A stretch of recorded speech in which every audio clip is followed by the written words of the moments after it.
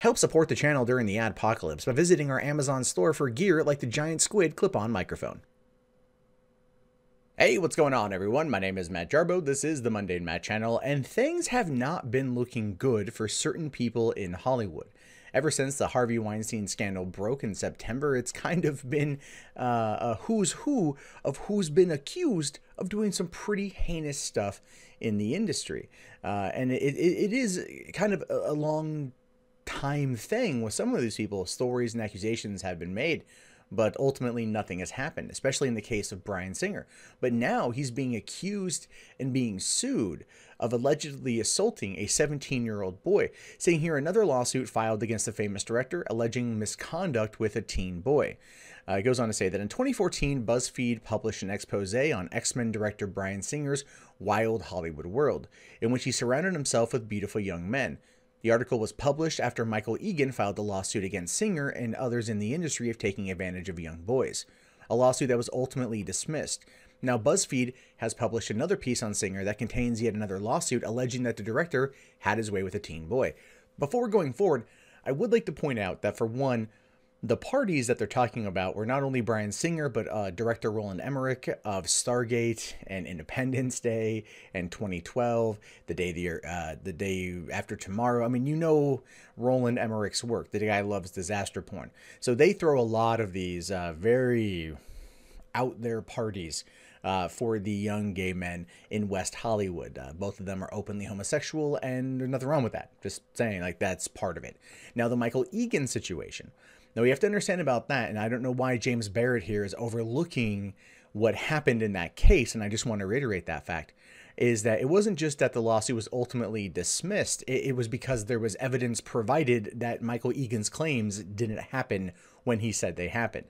That is covered a little bit later on in this article, but and I will talk about that. But I just want to let you know that it's kind of a bit of a misnomer in the beginning, or a bit of not complete information in the beginning of this article. Now, it says here that the new lawsuit filed on behalf of Cesar Sanchez-Guzman alleges that Singer assaulted him on a yacht of a tech investor in 2003 while Sanchez-Guzman was 17 years old. Singer, the suit claims, then used his influential position to threaten the teen into silence. And again, this tends to be an ongoing theme in these situations, is people of power use their power to intimidate others into staying quiet. And I don't know whether or not this is true or not. These are allegations that are made. But the way, of course, that the article is setting it up is that Singer is this hugely influential, powerful figure in Hollywood that's been able to use this as a way of intimidating and silencing people who claim that they're his victims. Now, the suit claims that during a yacht party near Seattle attended by several young gay men, Singer offered to give Sanchez-Guzman a tour of the tech investor Les Waters' yacht. Singer allegedly cornered the 17-year-old in a room on the yacht and forced him to perform oral sex on him before assaulting the teen. The suit claims that Singer then threatened to ruin the reputation of Sanchez-Guzman if he told anyone about the incident. Now, I'm not too sure if they did engage in any action, whether it was consensual or not consensual. But I just want to make sure, again, for the sake of information, that the legal age of consent in Washington State is, in fact, 16 years old. Again, I'm putting that out there as for people to understand other sides of this, other piece of information for you to use to further, back up your judgment on this particular case. Now, while the alleged assault would fall outside the statute of limitations in most states, Washington allows victims 3 years after the victim becomes aware of the extent of the trauma from the abuse to take legal action. And this, again, is going to boil down to a he said situation. You have the time, there's that statute of limitations rule, and then also whether or not he engaged in consensual actions with Bryan Singer. Again, how many times have we seen the saying of, regret sex is not rape? Like, that comes up quite a bit in college cases. So one must ask themselves if that applies in other cases as well. Again, I don't know what happened. Singer has very much been the center of a lot of controversy, but none of it's ever stuck. So it really does make you question either he's really good at what he does, or people are just really trying to take him down using anything that they can, and nothing's been able to stick so far. But that could change given the current climate from now than where we were 3.5 years ago, leading up to the release of X-Men Days of Future Past and the Michael Egan lawsuit, which I did cover on this channel, by the way. The lawyer who is bringing the case is the same man who represented Ergen's failed 2014 lawsuit, something Singer representatives at Lavely and Singer, no relation, say is evidence that the case is baseless. If I recall correctly, didn't Gloria Allred also have a bit of a play in that? And Gloria Allred's reputation, especially today of all days, which if you've seen my other video about Roy Moore's accuser, you understand is not the best. It's kind of in the doghouse. So again, these are all things to take into consideration when looking at the evidence presented. Now, the Daily Wire is very much a conservative blog post. They are going to attack Singer from a very, very conservative angle. And again, it's all politics, but I wanted to come at it from this angle to provide extra context for those who might read this article and then not understand all the details because they're, well, left out. So, notwithstanding his track record, the same lawyer is coming after Bryan again, said a statement from the firm. We are confident that this case will turn out the same way that the Egan case did, and once Bryan prevails, he will pursue his own claims for malicious prosecution. We'll have to wait and see on that one. For his 2014 piece on Singer, BuzzFeed did some digging on the director's alleged penchant for young men and came away with a stark portrait of an entrenched system, edging precariously close to the line between legality and illegality, saying here that to gain a better understanding of what have actually happened at frequent parties Singer has hosted and attended, BuzzFeed has spoken with 6 people who have gone to them, including one friend who says he helps introduce Singer to younger men the director would otherwise be too shy to meet. These sources provided a stark portrait of an entrenched system facilitated with these scouts who bring Singer into regular orbit with 18 to 20-year-olds at parties, sustained by large amounts of alcohol and drugs, edging precariously close to the line of legality and illegality. I would like to remind people, though, that in this country, due process is a thing. You are innocent until proven guilty. And oftentimes that line between illegality and legality is very much like beauty. It's in the eye of the beholder. It's meant to be argued and so on and so forth. If these people are engaged in a party where there are drugs and alcohol and everyone is high and everyone is getting ugly and getting down with each other, then there are questions there. But is it debauchery? Sure. Is it illegal? I guess it depends on who you ask.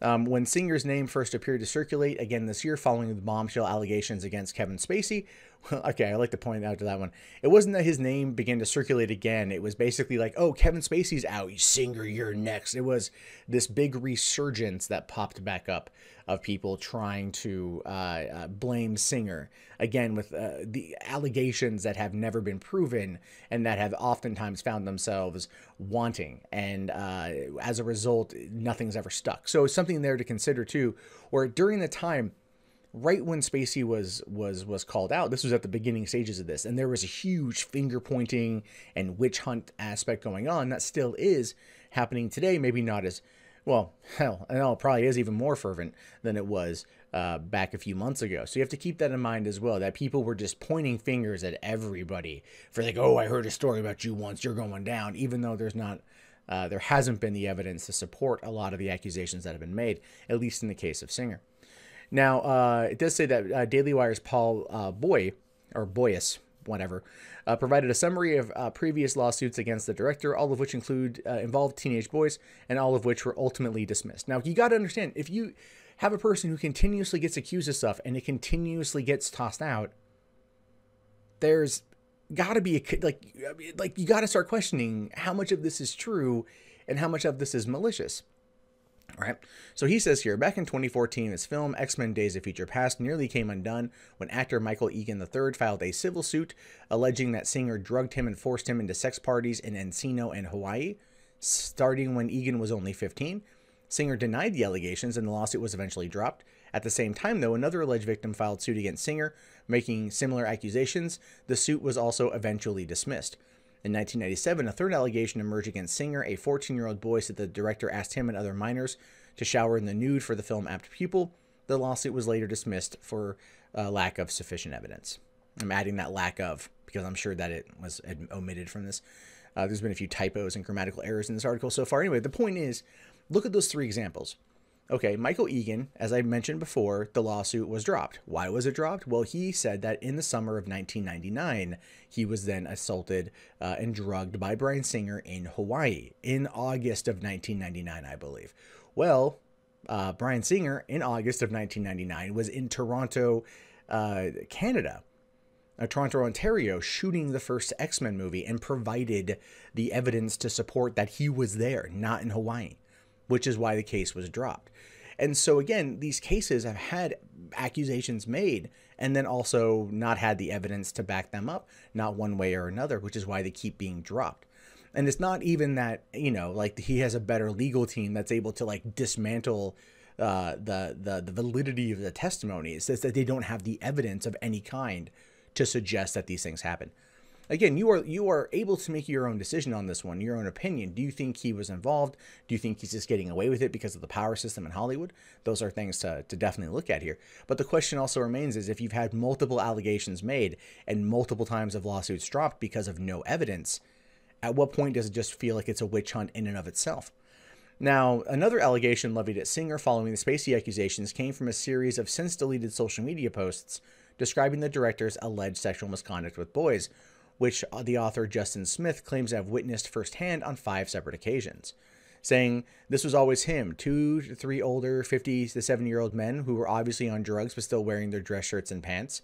He introduced them as producers, and at least 5 to sometimes 10 young men, Smith says, who he met Singer at a party through his boyfriend. Wrote in a series of tweets that have now been deleted. I should really say boys. None of them could have been older than 16 or 17. They were all aspiring models or actors who always doped up and were always doped up and partially naked. Bryan would always make the point to tell me they were going to be his place for a private party and ask me to come with them, and I said no every time. So, again, it's an allegation that's made, but then the person went and deleted the comments, deleted the story. So one must then call that into question. Did this actually happen? Are you just making these claims? So on and so forth. Or are you being threatened by some legal entity behind the scenes because you don't have the evidence to back this up and you're making these kind of defamatory statements? Anything could happen at this point in time. I don't know what to think about Bryan Singer. I think he's a talented director, but if this guy is a repeated assaulter of young men, then he needs to get busted and he needs to go to jail.